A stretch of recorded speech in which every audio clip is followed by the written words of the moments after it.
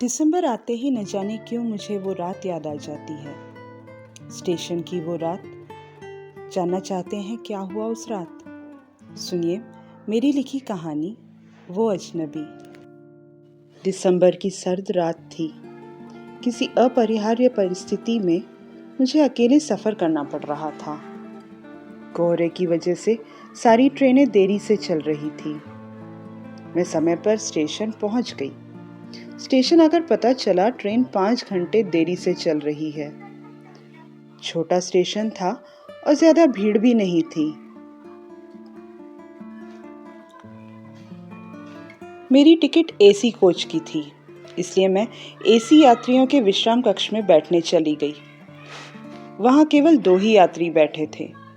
मैं दरवाजे के पास वाली कुर्सी पर बैठ गई। थोड़ी देर उनमें से एक यात्री उठकर चला गया।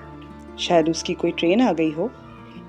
अब वहां केवल मैं और वो पुरुष यात्री थे। चारों तरफ सन्नाटा पसरा था। थोड़ी देर बाद 3 आदमी अंदर आने के लिए बाहर एंट्री करवा रहे थे। अचानक जो सज्जन पहले से कक्ष में मौजूद थे, वे उठ के मेरे बगल की एक कुर्सी छोड़कर बैठ गए।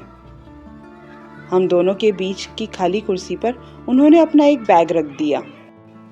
वो 3 नए यात्री थोड़े अजीब लग रहे थे, पर न जाने क्यों उस अजनबी के बाजू में बैठे रहने से मुझे सुरक्षित महसूस हुआ। रात बढ़ते बढ़ते ठंड भी बढ़ने लगी।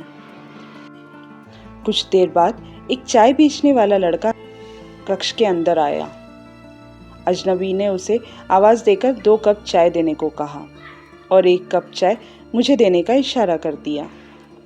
मैंने भी बिना कुछ कहे चाय का कप उस लड़के के हाथ से लेकर पैसे देने ही वाली थी कि उस अजनबी ने पैसे देकर उसे चलता किया। देखते देखते 5 घंटे बीत गए और मेरी ट्रेन आने की घोषणा भी हो गई। मैं उठकर चल दी।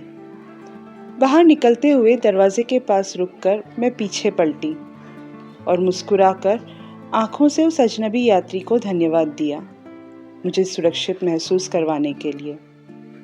उस अजनबी यात्री ने भी केवल पलकें झपकाकर मुस्कुरा दिया, जैसे कह रहा हो, ये तो मेरा फर्ज था।